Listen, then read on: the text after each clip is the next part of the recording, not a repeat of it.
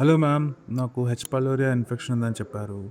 కొంచెం భయంగా ఉంది. ఇదేమన్నా సీరియస్ కండిషనా మ్యామ్?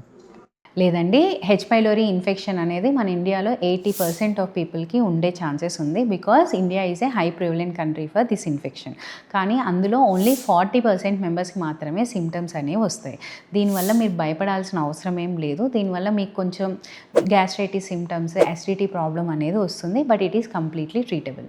కానీ మేడం, ఈ ఇన్ఫెక్షన్స్ ఎందుకొస్తాయి అసలు?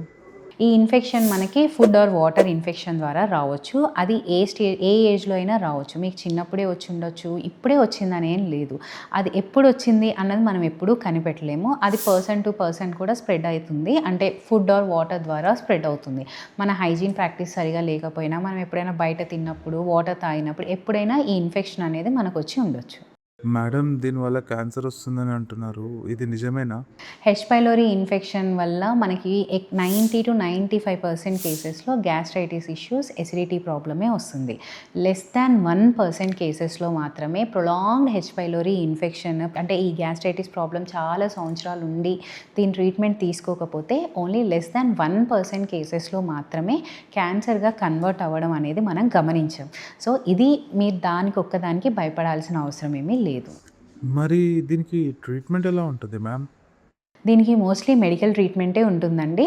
మీరు లైఫ్ స్టైల్ చేంజెస్ చేసుకోవాలి. దీనికి 3 లైన్స్ ఆఫ్ యాంటీబయాటిక్ కోర్సెస్ ఉంటుంది. ఫస్ట్ లైన్ ట్రీట్మెంట్ మనం ఇచ్చాక ఈ ఇన్ఫెక్షన్ తగ్గిందా లేదా చూస్తాము. ఒకవేళ తగ్గకపోతే అప్పుడు మనం సెకండ్ లైన్ ట్రీట్మెంట్‌కి లేదా థర్డ్ లైన్ ట్రీట్మెంట్‌కి వెళ్తాం. లేకపోతే ఫస్ట్ లైన్ ట్రీట్మెంట్‌లో ఇచ్చే యాంటీబయాటిక్స్‌తో ఇన్ఫెక్షన్ మొత్తం కూడా తగ్గిపోవచ్చు. బై ద వే మ్యామ్, ఈ ఇన్ఫెక్షన్ వల్ల నా బాడీలో వేరే ఆర్గాన్స్‌కి ఏమైనా డ్యామేజ్ అవుతుందా? నో అండి. హెచ్ పైలోరీ ఇన్ఫెక్షన్ ఓన్లీ స్టొమక్‌ని ఇన్ఫెక్ట్ చేస్తుంది. స్టొమక్ లైనింగ్‌లో మాత్రమే ఉంటుంది. ఇది బ్లడ్‌లోకి కానీ, వేరే ఆర్గాన్స్ కానీ ఎప్పుడూ ఇన్ఫెక్షన్ రాదు.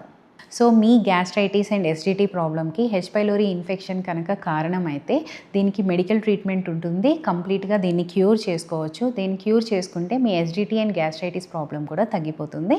సో దీనికి ఏం భయపడకుండా డాక్టర్‌ని కన్సల్ట్ అయ్యి ప్రాపర్ ట్రీట్మెంట్ తీసుకోండి.